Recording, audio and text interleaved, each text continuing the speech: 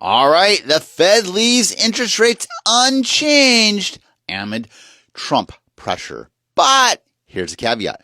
2 governors dissented. This is the first time since 1993 that you had 2 different governors dissenting about rate cuts. So what does that mean?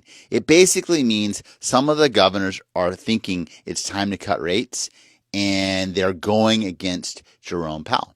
But Jerome Powell is holding things up because, I don't know, he wants to talk about tariffs, right? He doesn't know what the result of tariffs are going to be. Thus, he doesn't want to do anything with regards to the rate. So basically, he is frozen. He is not taking any action because he's afraid of tariffs. So what does that actually mean?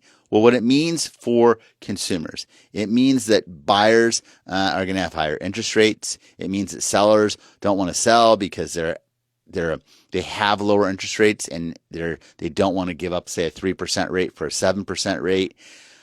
All of this because one person, who, by the way, is not elected, is super conservative in what he wants to do, even though other governors recognize it's time to actually do their job and move on rates because they're hurting the economy. They're harming the housing industry. So ultimately, what it really boils down to is we're stuck with this guy until May, right? So he's got 8 more months to do nothing and be inactive, and then we'll be rid of him. And hopefully we have a more aggressive Fed at that time.